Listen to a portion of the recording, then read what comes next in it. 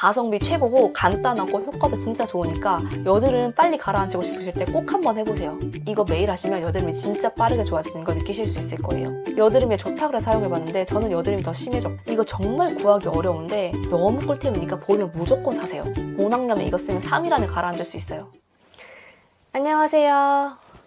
오늘은 여드름 없애는 방법에 대해서 얘기를 해볼 건데요. 제가 여드름 때문에 너무 고생을 하고 스트레스를 많이 받아서 피부만 좋으면 진짜 소원 잡겠다 싶은 날들이 있었어요. 그런데 이 방법을 알고 나서는 여드름이 이제 그렇게 무섭지가 않아요. 오늘 제가 많은 시행착오를 겪으면서 정착한 지긋지긋한 여드름 없애는 방법을 알려드릴게요. 이대로 따라하시면 여러분도 여드름 졸업하실 수 있을 거예요. 그럼 바로 시작할게요. 먼저 여드름이 생기는 원인부터 알아볼게요. 원인을 알아야 그에 맞는 관리를 할 수 있으니까요. 여드름의 원인은 다양하지만 크게 세 가지로 나눌 수 있어요. 첫째, 과도하게 분비되는 피지. 이 피지는 여드름균이 번식하기 딱 좋은 번식지가 되기 때문에 그래서 문제예요. 둘째, 각질이 쌓이면서 피지 배출구를 막아버리는 거. 그러면 피지가 빠져나가지 못하고 피부 속에 갇혀버려요. 이렇게 막힌 곳에 여드름균이 자리를 잡고 염증을 일으키면 그게 바로 여드름이 되는 거죠. 그럼 이걸 해결하면 되겠죠?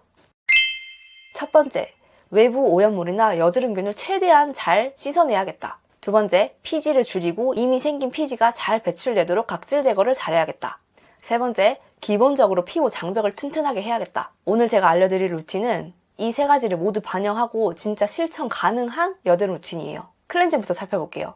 클렌징 하기 전에는 반드시 손이 깨끗하게 씻어주셔야 돼요. 그리고 클렌징에서 가장 중요한 건 모공을 막지 않고 자극 없이 노폐물이랑 메이크업을 잘 깨끗하게 지워내는 거예요. 아침 세안은 밤새 분비된 피지와 노폐물 정도만 제거하면 되기 때문에 세정력이 강한 제품까지는 필요가 없어요. 오히려 세정력이 강한 클렌저로 과하게 씻어내면 피부 장벽이 손상돼서 유수분 밸런스가 무너지고 예민해질 수 있습니다. 또한 피부의 건강한 pH는 약산성이기 때문에 아침 세안에는 피부와 유사한 약산성 클렌저를 사용해주는 것이 피부 장벽을 무너뜨리지 않고 부드럽게 노폐물만 제거해주는 제일 좋은 방법이에요. 자, 저녁에는 얘기가 좀 달라져요. 하루 종일 미세먼지, 자외선, 메이크업, 막 노폐물들이 많이 쌓였죠. 이럴 때는 반드시 1차, 2차로 나눠서 깨끗하게 클렌징을 해주셔야 돼요.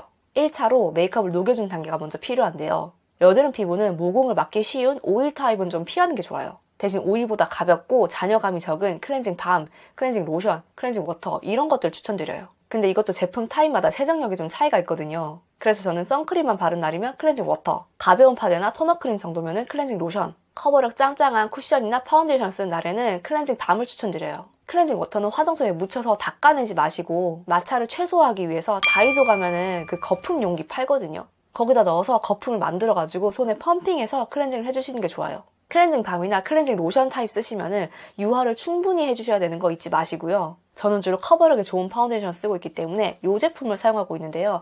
요거는 바닐라코 제품이에요. 바닐라코의 히어로 제품은 뭐니 해도 이 클렌징 밤이죠. 총 4가지 타입이 있고 핑크색이 오리지널이고 요거는 여드름 피부에 추천드려요. 왜냐면 세정력도 좋은데 제가 아까 여드름 피부는 각질 제거를 잘해야 된다고 말씀드렸잖아요. 이 제품은 아하, 바하, 라하, 파하 이렇게 4가지 애시드 성분이 들어있어서 화학적 각질 제거가 가능하고요. 여드름에 티트리 좋은 거 아시죠? 티트리가 들어있어서 피지 조절에도 효과적입니다. 또 밤 타입이긴 하지만 오일 성분이 들어있으니까 모공 막는 거 아니야? 하실 수 있는데 이 제품은 논 코메도제닉 테스트 완료, 여드름성 피부 사용 적합성 테스트를 완료한 제품이기 때문에 여드름 피부 정말 안심하고 사용하셔도 됩니다.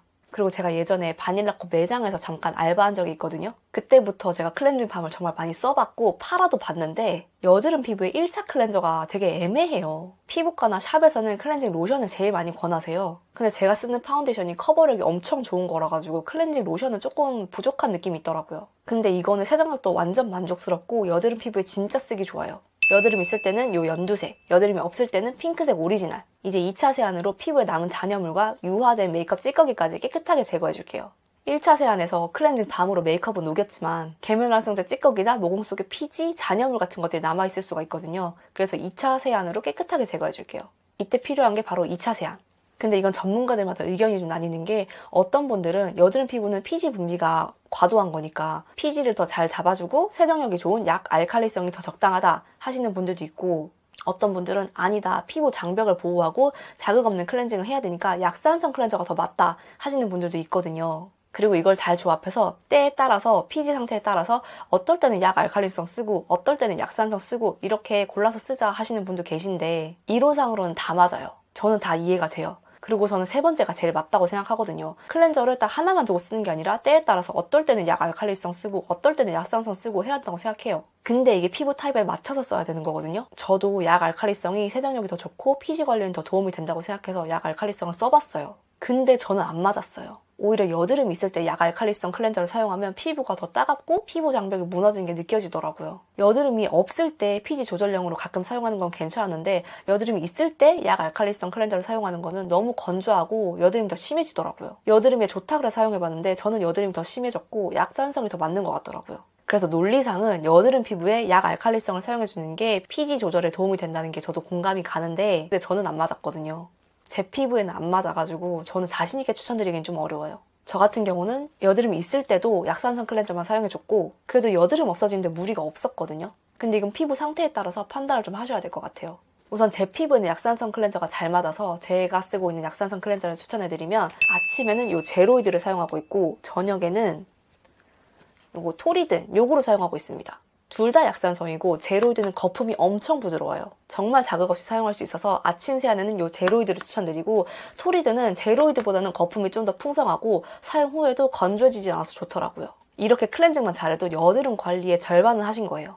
가볍고 순한 제품을 상황에 따라서 골라 쓰는 거 그리고 무엇보다 과하지 않게 자극을 줄이는 거 이 두 가지가 가장 중요하다는 점 꼭 기억해 주세요. 그리고 세안 후에 많은 분들이 간과하는 부분이 있는데요. 이걸 꼭 말씀드리고 싶었어요.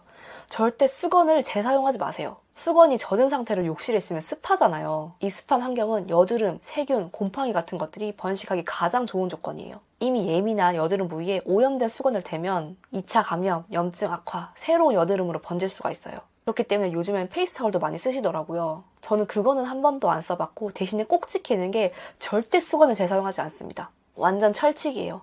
한 번 쓴 수건은 아무리 간단하게 손만 닦았다고 하더라도 절대 얼굴에 다시 안 갖다 대요. 이게 진짜 중요해요. 얼굴에 세균 번식하지 않으시려면 페이스타올을 사용하시거나 수건을 재사용하지 않는 거 꼭 지켜주세요. 그리고 이렇게 세안을 한 뒤에는 저는 여드름 있을 때 꼭 식염수팩을 해줍니다. 국소적으로 할 때도 있고 얼굴 전체에 할 때도 있는데요. 식염수팩이 피부를 진정시키고 염증을 완화하는 데 도움을 줘서 저는 수시로 해줘요. 가성비 최고고 간단하고 효과도 진짜 좋으니까 여드름 빨리 가라앉히고 싶으실 때 꼭 한번 해보세요. 이거 매일 하시면 여드름이 진짜 빠르게 좋아지는 거 느끼실 수 있을 거예요. 식염수팩 해주고 물로 헹궈준 다음에 이제 스킨케어를 해야겠죠? 스킨케어에서 가장 중요한 것은 피부 장벽 개선을 해줘야 됩니다. 피부 장벽 개선에 좋은 건 뭐다? 바로 판테놀이죠. 판테놀은 자극받은 피부를 빠르게 진정시키고 손상된 장벽을 회복하는데 정말 좋은 성분이에요. 특히 여드름 피부는 피부가 쉽게 건조해지고 예민해질 수 있기 때문에 진정과 보습을 동시에 도와주는 판테놀 성분이 꼭 필요한데요. 그래서 앰플 단계에서는 가볍고 흡수가 빠른 판테놀 앰플을 선택해주세요. 가벼운 타입의 앰플을 여러 번 레이어링 해주시는 것이 진짜 좋아요. 자극이나 붉은기, 건조함이 있는 부위는 한 번씩 더 덧발라주세요. 그 다음은 바로 크림으로 넘어가셔도 좋고요. 나는 오늘 홈케어 할 시간이 좀 있고 마음의 여유가 좀 있다 하시는 분은 모델링팩 추가하시는 거 추천드려요. 제가 지난 영상에서도 추천드렸던 바로 이 티트리 쿨링팩. 올여름도 제가 진짜 잘 쓰고 있는데요. 모델링팩은 피부의 열감을 빠르게 낮춰주고 붉은기, 염증 완화에 좋기 때문에 시술 후에 진정팩으로도 많이 쓰여요. 앰플을 바른 후에 10분에서 15분 정도 모델링팩을 해주면 앰플 성분이 마르지 않고 피부 속까지 흡수되는 데도 도움을 줍니다. 제가 쓰는 이 제품은 티트리 성분으로 된 거라 가지고 여드름 피부 진정에 정말 좋아요. 저는 평소에도 일주일에 한 2번 정도씩은 하는 것 같아요. 어떨 때는 좀 귀찮기도 한데요. 하고 나면 그 촉촉함과 시원함이 너무 좋아가지고 자꾸 먼저 찾게 돼요. 그리고 모델링팩까지 해주셨으면 보습과 재생을 동시에 해줄 수 있는 재생크림을 바르면 되는데요. 저는 이렇게 세 가지를 사용하고 있고 여드름 있을 때는 이 비판톨을 제일 많이 쓰고 있어요. 이 제품은 일반 판테놀을 활성형 버전인 덱스판테놀을 함유하고 있기 때문에 피부에 훨씬 더 빠르게 강력하게 작용을 하거든요. 그래서 피부 장벽 회복 속도도 더 빠르고 붉고 자극받은 피부를 빠르게 진정시켜줘요. 이제 진짜 마지막 단계 하나만 남았는데요. 바로 약국 연고로 스팟 관리 해주는 거예요. 약국 연고는 제가 이전 영상에서도 자세히 설명드린 적이 있기 때문에 궁금하신 분들은 요 위에 영상을 참고해주세요. 오늘은 간단하게 정리해서 추천드릴게요. 여드름이 좀 짧게 있다, 익으면은 좀 농이 나오겠다 할 때는 요 아젤리아 크림 요거 추천드리고요. 이게 여드름을 되게 빠르게 가라앉혀줘요. 이거 정말 구하기 어려운데 너무 꿀템이니까 보이면 무조건 사세요. 그 다음에 짤 것도 없는데 염증이 생겨서 좀 단단하고 아프다 그럴 때는 요거 에크논 크림. 이거는 진통 소염 효과가 있는 연고라 가지고 통증과 염증을 빠르게 가라앉혀줍니다. 그리고 좁쌀 여드름은 요 에크린겔. 요게 살리실산 성분의 연고라 가지고 각질을 녹이고 좁쌀 여드름에 도움을 줍니다. 그리고 모낭염에는 요 베아로반. 저 진짜 모낭염 마스터거든요. 모낭염에는 요거예요. 요 S로반. 완전 그냥 공식. 모낭염에 이거 쓰면 3일 안에 가라앉을 수 있어요. 근데 항생제 연고라서 너무 자주 쓰면 안 되거든요. 그래서 홈케어로 안 될 때만 사용합니다. 자주 쓰면 내성 생겨요. 이렇게 저희 여드름이 올라올 때 여드름을 없애는 방법, 루틴에 대해서 말씀드려봤는데요. 어떠셨나요? 간단해 보여도 은근히 할 게 많죠. 그리고 오늘 말씀드린 루틴 외에도 습관적인 부분들이 정말 중요해요. 오늘 알려드린 방법 열심히 해도 스트레스, 수면 부족, 얼굴 만지는 습관, 수건 퍼프 안 빨고 계속 재사용하는 거, 맨날 튀긴 음식 먹고 술 먹고 그러면 여드름 좋아질 수 없어요. 그러니까 스킨케어와 병행해서 생활 습관도 꼭 개선을 해주셔야지 여드름 졸업할 수 있어요. 오늘 영상은 여기까지고요. 저희 찐 노하우를 탈탈 털어봤는데 여드름으로 고민 중이신 분들께 도움이 되었으면 좋겠습니다. 앞으로도 여러분께 도움이 되는 스킨케어 이야기 탈탈 털어드릴 예정이니까 궁금하시다면 좋아요, 구독, 알림 설정 부탁드립니다. 감사합니다.